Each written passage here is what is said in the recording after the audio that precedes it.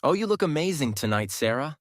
James went, sipping from the red velvet wine he had gotten for their table, set between the well-dressed James in a black and white tuxedo, his date Sarah in a dark green dress curving on her figure. Sarah smiled, her cheeks now a brighter blush red as she laid her gentle fingers on James' masculine and worn hands, knowing he worked and saved money for a date like this.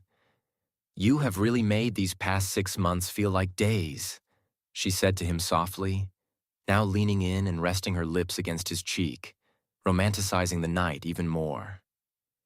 James now put his forearm up, blocking the car's bright headlamps from entering his eyes as he looked out the window perpendicular to them, a new luxury car driving away. I wish they had sat us somewhere different or didn't build a restaurant like this on such a busy street, James complained, thinking of the other 2 cars from the same night. It's fine. When we get home, it will be nice and dark. I'm sure you'll enjoy that much better. Finishing her statement with a wink, instantly improving James's mood. He now peered outside to the streets, a man catching his eye, holding a camera framed in on himself and Sarah. What are you looking at? Sarah asked James's wandering eyes, looking out the window herself. A man's out there taking photos. Has to be some sort of creep, James said, acting defensively for his girlfriend. Oh, please. This place opened a week ago. Could be a journalist writing an article about it and want to get 2 young people enjoying a fancy dinner. I don't mind. I think we look great. Sarah said to James, hoping it would change his mind and he would go back to dinner.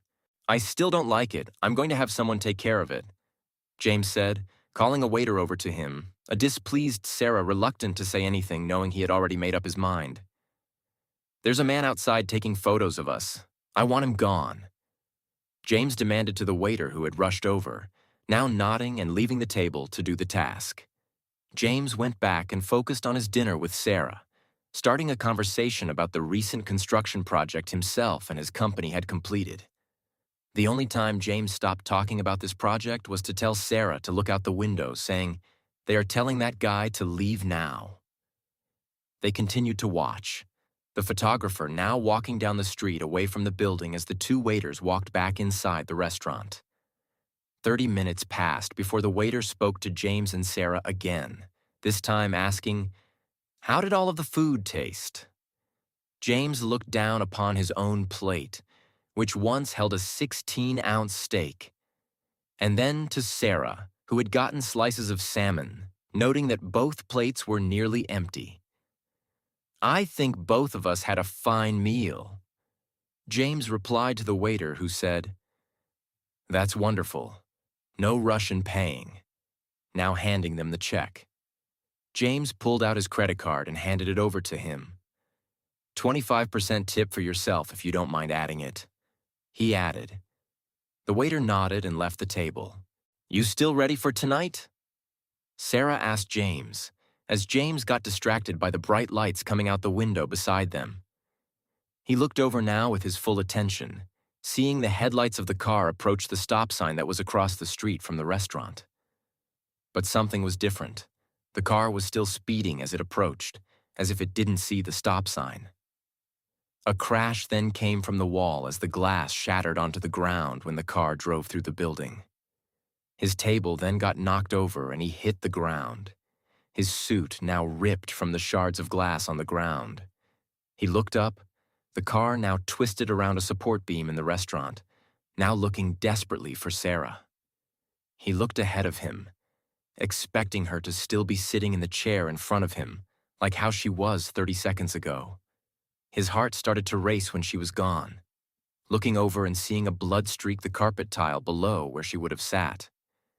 His eyes started to tear when he had realized what had happened. He followed the blood trail across the room and to the crashed car, seeing the ripped-apart green dress lay wrapped around the tire of the car. He ran to the car, now kneeling down, pulling at her body, which was pinned down, but feeling nothing give back as he started to pull against her, as if it was a rope tied to a pipe. He dropped her arm, nothing holding it up as it hit the ground. James got up and tried walking away, his knees feeling heavy as he dropped in Sarah's own blood, now screaming in agony. Me and Dip arrived at the scene around 10:40. By that time, all occupants had cleared the restaurant, including James, who was sent to a local hospital for trauma testing, and Sarah, whose body had been uncovered by a group of 5 men lifting the vehicle off her, moved to the morgue already. The scene looked like any car accident, with the car slowly being pulled out from a pin position caused by the pole it had wrapped itself around, stopping it from crashing into more diners. The once colorful and softly lit room felt more darker now, with some of the lights flickering inside as we completed our investigation. "We gotta go," Dip called to me, heading out the hole in the wall caused by the ramming vehicle. When Dip realized I was following him, he started, "Our suspect is taken to the local jail for the night before being taken to the state prison due to housing issues. From what I gathered, he claims the brakes on his vehicle gave out and that he tried to avoid the crash. But he drove straight into the building. He could have tried to avoid it, but he hit the victim straight on," I said to Dip, drilling a hole into the story that he had already seen. "Exactly why we are going to go talk to him. Make this guy's night a little bit longer, especially considering he committed vehicular manslaughter," Dip replied, stepping to the driver's seat of the squad car. "So walk me through the night," Dip told him, a tired and worn middle-aged man with a receding hairline, as he cupped his hands into his face. "I am so tired of this. I was driving on 20th Street. I wasn't impaired by any drugs or alcohol, and my mind was clear of anything that could distract me. I then saw the stop sign coming up. I pushed on my brake and it wouldn't go. I tried again, trying to push the brake through the flooring of my car, but it didn't budge. By this time, I looked up, crashed through the wall, tried moving out of the way of the couple, but sadly hit one. She got caught under the car. I felt the body roll under, then the car swerve and stop as it collided with the beam. I then woke up after hitting my head, now being taken here and repeating this story for what seems like the 100th time tonight." He went, now laying back and staring at me and Dip, almost with begging eyes to leave him alone. "Did you know the victim? The man or the woman?" Dip asked. The man shook his head. "Never even seen them before. The guy seemed like he knew me, though, at least from what he said to me. Maybe it was his own rage. Such a terrible accident this all is." "Why didn't you try to swerve away and onto the other street before hitting the restaurant? I mean, you were at a T-section. You could have gotten the car to another lane." Dip continued, not full convinced it was such an accident. "I could have, and probably should have," he went solemnly. "Truth is, I was focused on getting the car to brake. Then when I figured out it wasn't going to work, I was already feet away from colliding with the restaurant." I looked over at Dip, who reacted to his response with silence and maybe a belief that this was all just an accident. "Did you ever come into contact with someone working for a paper or blog before this crash? Or someone with a camera?" I asked the man, who opened his eyes and rewound the question in his head again to make sure he heard me correctly. "No," he said innocently, maybe a bit surprised by the question, adding, "First time someone asked me that all night. Thank you for your time," Dip said to him, leaving, me following out of the room and leaving the interrogee in the cell room by himself. "Why did you ask that question?" Dip asked me. "The transcripts. James talked about another man who could be behind it, who was taking photos of the restaurant right before the crash. No one is taking it seriously, but I wanted to see if it caused a panic or pause in his response." I replied to him. "Good police work," Dip said, now yawning, signaling we had called it for the night. "Good morning, Blake," Jenny said, dropping the uncooked egg yolk into the frying pan, the sizzle being heard from across the kitchen. "It's not a good morning," he said back. "Why's that?" Jenny probed him. "Your pictures didn't come out that well." "Yeah," Blake said. "I don't think anyone is going to want them." Jenny laughed, still facing her pot as she started to break the yolk. "Of course someone is going to want them. You were a hired photographer for 10 years.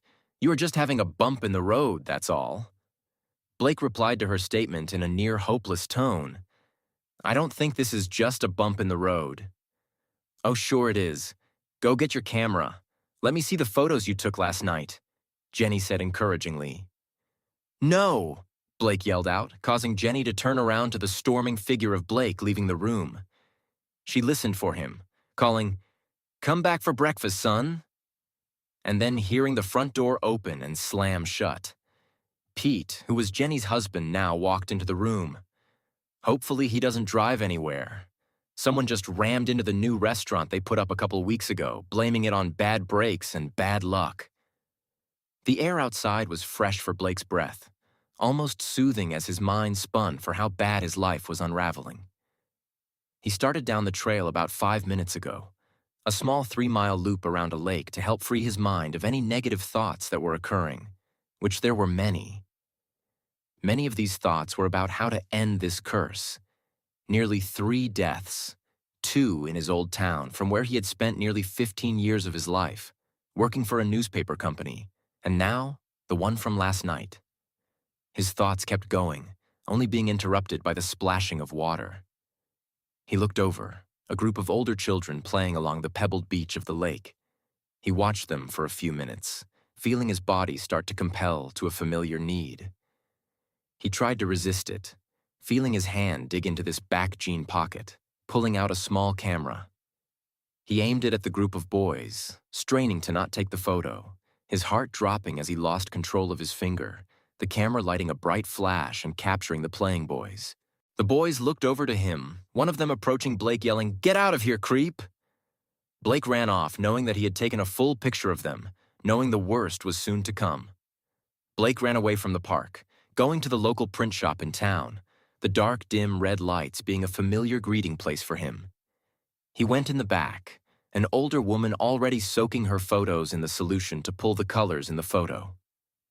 He stood beside her, hooking up the camera to a machine and printing it in black and white, now placing it into the tub. She looked over, smiling at the photo, saying, "They look like they are having fun." "I'm sure they were," Blake said to her, noticing the rose flowering as it swayed back and forth in her own tub. "These were taken from my garden. First year this rose bush has really blossomed, hoping it lasts for many more years," she said, noticing Blake's wandering eyes. "I'm sure it will," he said, now focused back on finishing his photo. 10 minutes passed before all the color would appear in the photo. The woman now finishing a different photo of a lily plant, looking at Blake's finished photo to pass the time. "Seems like a good group of kids," she said, Blake nodding and leaving the store. "Hey, Blake, do you want to come down for dinner? The food is going to get cold," Jenny called up, hopeful to see Blake, who had escaped into the spare bedroom they had converted from a small office months ago. Blake stayed silent, not wanting anything to do with the outside world, scared of what was going to happen if he revealed himself. "Give it up. He'll get hungry eventually, and that's when he will come down." Pete called from the living room, his steak and fries still steaming from when they were on the grill as he propped his head up, waiting for the routine 7 o'clock news broadcast to start. Jenny moved back to the kitchen, grabbing her plate from where she had just set it, the smell of the food greeting her when she had just entered the room moments before. She walked over to the living room, claiming the chair that which she spent most nights in, watching as Pete turned up the broadcast to hear the local story. "Tragedy at the park today." The announcer went, Jenny already feeling an upset stomach, waiting for the depressing news. A young man was found in the Skyview Lake today. Authorities believe he drowned to death and suspect no foul play in what had happened.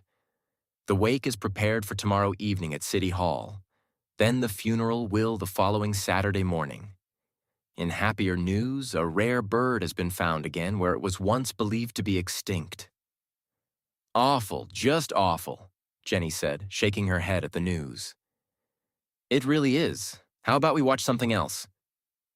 Pete said, changing it to a movie, hoping to get Jenny in a better mood. "I know that boy," Gava said, her husband looking at her on the couch with slight disbelief. "A man soaked photos at the local print shop today. They were boys playing at the lake, and that boy was one of them." "Gava, that's crazy. The odds of you seeing that boy, then him dying the same day, is very unlikely to happen." The husband went, hoping to end it with that. No, I promise I know his face. Here, let me call about this. Gava went, already dialing into the phone, the husband not being able to stop her as the dispatcher questioned her. So, Miss Anderson, how did you see this boy? Dip asked her, sitting on a chair from the kitchen he had brought over while Mr. and Mrs. Anderson sat side by side on the couch. Gava, call me Gava, she said, adding. There was a man at the print shop. He was dipping his photos as I was doing mine, my rose plants. I looked over at his photos and it had a group of boys with the lake behind it. And one of the boys, well, his face looked almost identical to the one I saw on the TV, the story where the boy drowned. Okay, and the man, who brought in these photos? Dip asked her. Just a regular middle-aged man, dressed in Sunday church clothes. Seemed to be upset, like he was having a bad day, someone spilled his coffee type of mood. And he was quiet, wouldn't talk about his photos for the life of him. Okay, and anything else you remember of this man? He had a camera, a really nice camera too. One you see those photographers that work for the newspaper use. It had a long zoom tunnel, and all the buttons on it made it look really fancy and expensive. Gava went, her husband in near disbelief that the officers were being so patient with her. What are they going to do, Gava? Arrest a man for taking a photo? The husband commented, his tone seemingly over the entire situation. This is good information, Mr. Anderson. Dip went now, looking at Gava. Thank you for your help, and we will be sure to use this to help our case. For now, we do have to go. We don't want to take any more of your time. Gava smiled. Thank you for listening. Then walking us to the door, making sure we got in our car okay. 2 deaths in the matter of 2 days. Both freak accidents. One single thing bringing them together. A camera, Dip said. But it's a camera. How can that even be possible? Plus, what does the photographer gain from all of this? It seems he took regular photos, not even trying to get a first shot of the story that would come out of it. I argued to Dip. We've seen stranger things, Nick, so let's keep an open mind. Dip said, now driving off into the night. A drop of sweat ripped down Blake's forehead, laying on the pillow which had now become a pool. He moved his head, his checking now dipping into the puddle, slowly waking him up. In his mind now, he could see himself, almost in a third-person perspective. A flashback of himself taking photos for a local fair, back when he first got hired by the Douglas newspaper nearly 9 years ago.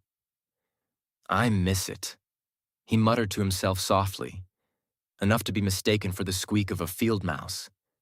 He now stepped out of bed, the digital clock on his bed reading 2:42 a.m., with the neon green glow illuminating the black numbers. He walked out of his room, almost in a trance, now walking outside the house undetected, his camera in hand. He started to walk down the street, the silence of night almost oozing himself to sleep, enough to end his sleepwalk phase. He awoke the next morning at 6 a.m. without a memory of how Me managed to walk back home. An even stranger feeling of how he was able to put himself under the covers without any memory of it. He looked on his bedside table, the camera set there with the lens cap nowhere in sight, a mismatch of himself knowing he had put it back in its case the previous night. A thought came to him, asking himself if he had imagined leaving the house last night at all, only knowing a sure way to know. He brought the camera over his face, the small 3-inch wide LCD screen flashing as he held the power button, the menu popping up with a timestamp of 3:23 for the last photo taken. He opened the folder, seeing a home he recognized as Frank and Hannah Trelent home, a family friend who lived down the street who routinely went to church with his family as he grew up. He scrolled through the photographs, counting a total of 7 pictures, with each photo holding the house as the main subject, only illuminated by the sole street lamp that laid outside of the frame to the right. He set the camera down, knowing he wasn't dreaming when he took the photos, deleting them hoping that would break the curse. Blake slept for another 4 hours, only strolling out of bed when the light from his window had risen enough to cover his eyes. He walked downstairs, seeing his mother Jenny in her chair, tears in her eyes. She looked up to him, then getting out of her chair and walking over to him, wrapping her arms as if she had to secure him. The Trailant family passed away last night. She went to him, Blake stepping out of her security and asking flabbergasted, what happened? Jenny began to spoke, more and more tears coming to her as she repeated what she had heard from officers that morning. Their electrical wires caught fire. It started to burn the downstairs of the house, working its way up. They were left stranded in their bedroom upstairs, no possibility of getting out. Blake stepped back, falling against the couch, now seated upright on the floor, gripping the carpet as if his hands were the only thing he had control of. This isn't right. They were good people. Blake stuttered to say, himself panting more and more as he thought about the last moments of their life. It's not fair. They didn't deserve to be taken like that, Blake yelled out, Jenny stepping down beside her son, trying to comfort him in his own sad rage. I know, baby, awful, awful thing, she said soothingly. A week passed, but for what it was worth, felt like months to Blake, who barely spoke a word to anyone. Even at the funeral, Blake couldn't say goodbye to the closed caskets, knowing he played a part in the Trailant family being there. He felt tremendous guilt for what he had done, and walked as if the guilt had formed to lead shackles around his feet, limiting his movement, only allowing his body to sulk slowly around. His urges also came in great effort, with the idea of taking a photo repeating itself in his head, almost as if he was cursed. And boy, did Blake truly think he was cursed, a curse he knew would never go away. Just patrol today, I asked Dip, preparing myself for the long day as the cases seemed to wrap themselves up. The car crash was due to faulty brakes, and Sarah's tragic death was ruled an accident, leading to no arrests to be made. The drowning incident was also ruled an accident, with an autopsy proving the child suffered what seemed to be a late stroke in the water, causing him to stop swimming. However, I got a feeling that Dip felt that something was bigger than just these accidental cases, and to be truthful with myself, I thought the same. A cameraman was supposedly involved when both misfortunes took place. I remember Dip saying not long after both cases had first been resolved to accidental. It is just too big of a coincidence. Him telling me, trying to convince me of something I already knew to be true.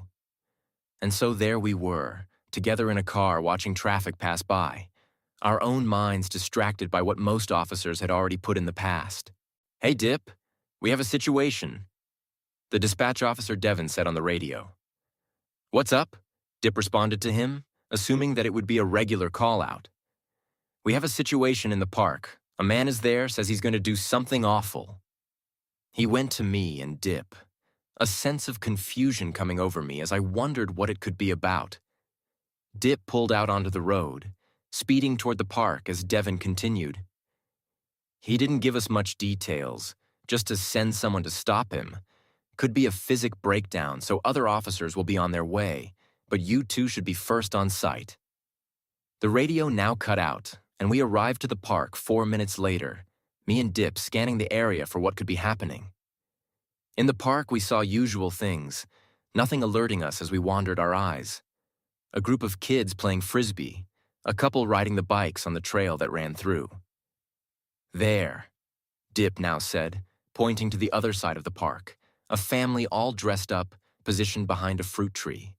We started to run over to the family, seeing a man walk back and forth from the family and a camera set up on a tripod.